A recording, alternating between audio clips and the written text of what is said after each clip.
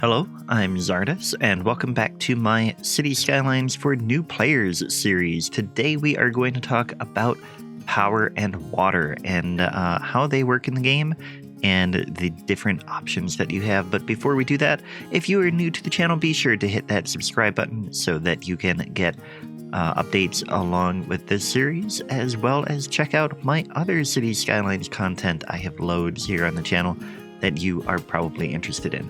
But anyway, power and water. Let's go ahead and talk real quick about how they work. When you go to power down here, you can see that you have this blue thing that is the area that your power grid reaches. Then you also have power lines that you can build. So you can find those here, power line. And anytime you build a building, what you want to do is you want to connect your grid to other areas. So like here, this part of the grid is disconnected from this part. As you can see, the blue area does not connect over, as opposed to here, we have a small part here and it bridges over the road. It's close enough. These buildings are close enough to the other buildings that the power jumps from one to the other. You can imagine that there are small local power lines that are running in that area to get the power to go there.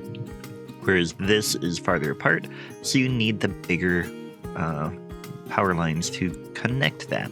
To place them, what you want to do is you start within one blue area, and then you can go all the way over here. And if you need to cross something, this here we can get across just fine. But if you need it to go up higher, what you can do is, let's go back and delete a couple of these. And I'll show you, if we're connecting, say, these, if we were to go here, you see that's not high enough. The road is in the way. So what you want to do is you want to go this way and you hit page up to make it go elevated. You can change the amount that it is elevated. This is just like building roads. If you go down here to elevation step, you can lower the elevation step, and then you can just go a tiny bit at a time until you get just the right height that you want. And then you can connect everything. So then when you get to the other side, let's just get this one going over here so you can see how it works. You want to make sure that your power line ends inside the other blue area, and that will connect your two power things. That is how power works. Now, the different options that you have for power include wind, which if you click on the wind turbine, you can see there it's like a heat map.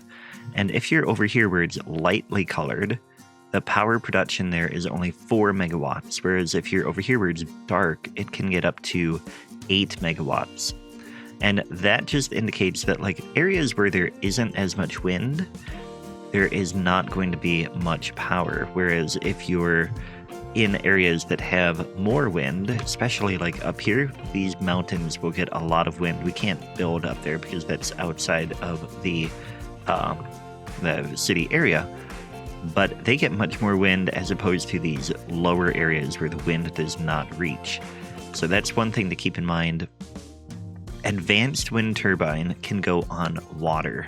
It can't go on land, but it can go on water. So if you have an area of water, which this map does not have it, I don't think, yeah, it's pretty much just a river here. But if you, oh, here's a good lake here. You can get all the way up to 20 megawatts if you have this on water itself. And so that is a little bit more efficient than the other one. One thing to keep in mind with wind turbines is it seems like it is cheaper than at the beginning of the game. You also have access to the coal power plant, which is 19,000, as opposed to the wind, which is 6,000. But in the short term, it's actually better to do the coal power plant, because if you do the wind turbine, even at 8 megawatts each, you would have to build 5 of those to get the same production as the coal power plant. And so if you start with wind, it really will slow down your city's growth. And we'll talk about that more in the next episode as well, which is the fail-proof start. So we'll talk about that more later. But anyway, other options for power include resource production ones, which are coal and oil. Both of these will require your city to have good traffic or good access to them. So like here we have oil power plants. They have to have oil delivered to them. So I have these here.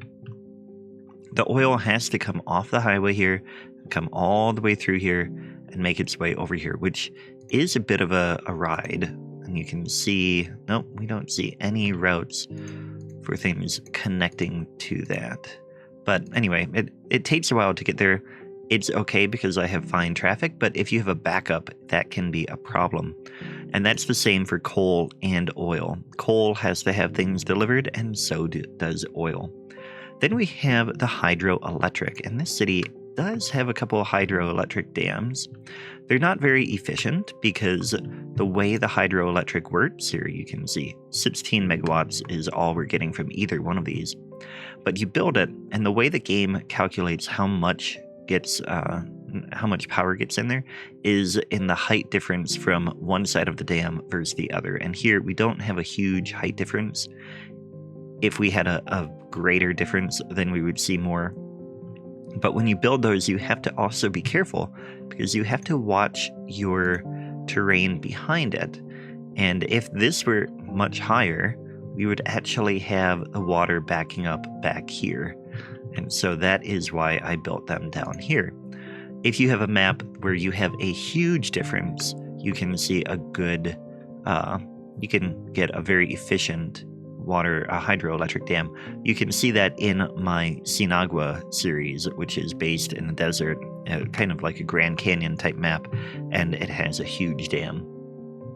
Then there is thermal energy, and I don't know that I have any. I think I do, actually. These ones here, we have, there's geothermal, and then there's also the ocean thermal conversion plant. These are both highly efficient, especially the ocean thermal. If you have an ocean water area, you can put that there. But these ones are the geothermal. They don't produce pollution, and they have good power output, and they can be placed anywhere.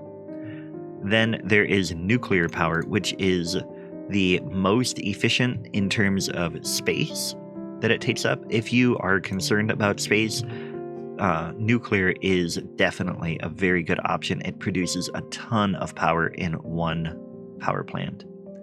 The most efficient power is solar power plant, and you have two options for that. There is the solar updraft, which I think is from a DLC. I don't remember for sure, but then also the solar power plant, and they both produce quite a bit of power, and they are green energy sources. The thing I like about the solar updraft is it creates this smoke stack, which if you put it in an industrial area, it adds another layer of height to your city, and that can really help. But that is power. Now on to water. Water works similarly to power in that if you click on it, you have this blue area, which is where your water reaches. And then you can do pipes to make it reach further. So like over here, we have pipes coming out this way and supplying all the different parts there. And then over in here, we have pipes as well, supplying these residential areas.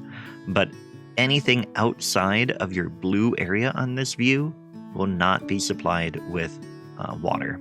So that is one thing to keep in mind. Then you have different things. You have your water supply and your sewage. Water supply, you have two different options. You can pump from a water source, in which case, if you do that, you want to pay attention to the flow of the water. So you want to make sure that you put your water pump upstream, and any sewage, if you have it draining into the water, make sure it's downstream. And then the other thing is that when you have a water pump, it will suck the water out. So I really prefer to do water towers because you can place them pretty much anywhere as long as you don't have ground pollution, which you can see over here. Anywhere here where it is darker colored has water pollution, and you don't want that to get into your water supply because it will kill your Sims. But if you put them anywhere else, it will pull water from the ground. You just have to build the water thing and then connect with a pipe to there. You have to connect the pipe by clicking on the pipe and then on the water tower and connecting it to your existing pipe network. So now that water tower is functional. They will need power, so you have to make sure that power is being supplied to your water pump or your water tower as well. Then sewage, you can either drain it into a water source, or I suppose you could even could drain it anywhere. It says shoreline recommended, which is true because otherwise the sewage will find a way to get lower and lower, or it will fill whatever land you put it in. But you can put it on the shoreline, and then the sewage will go in there, and it will make your water pretty ugly, but eventually it'll make its way off of the map. The other option is water treatment, which is pretty much just a larger pump. You can do eco versions of those if you have the Green Cities DLC, and that will have a little bit less pollution. But now, another great option, I believe this is in the base game, I think it was part of a free update when one of the DLCs came out, is the inland water treatment plant. And those are really great. I have several over here in my industrial area mixed in with the oil stuff, but it makes it look pretty good, and that can treat the water and it gets rid of the sewage right away. So you just have to pay attention in your water to your water availability and your sewage treatment. You also want to make sure that you are not mixing the two, because otherwise, if you do, it will kill your sims. Finally, with water, there is the tank reservoir. I don't think I have one in this city, but we can build one real quick so you can see it. You build it, and then you connect it to your water supply, like so. And that can just store your extra water. So we're going to see this will start to fill up if we speed up the game a little bit there, 1%. And that makes sure that if you have here water reserved in tanks, so if then your water availability dips lower, it will pull from the water tank usage or your water reserves before your city actually runs out. So it can buy you a little bit of time to fix any problems that you have. Then there is also the pumping service, which if you have the Natural Disasters DLC, this is really useful. It can go in and that will send trucks out to pump out anything, any floods or things like that. It's useful for solving from that. And then also the water outlet, you can put this anywhere you want, like say over here, and then connect it to water. And let's get rid of the tank over here.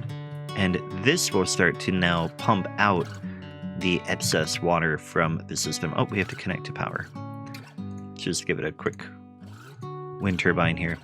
So that'll get power, and then it will just start pumping water out. Now this is a terrible spot to build at because it is flat here. But there, now it is pumping water out, and we will see water start to appear here. There it is. And that water will go to the lowest point, which it's going to fill this whole area. So that is also one way that you can build lakes, but you have to be careful because you have to have a way for the water to get out. Otherwise, it will just keep filling up even above wherever you're building the lake. But that is it for water and power. We've talked all about how they work and what you can do and options that you have. Tomorrow or in the next video, we will talk about a fail-proof start, so be sure to check that out. And again, hit subscribe if you are new to the channel. Thanks for watching, and I will catch you next time. Take care.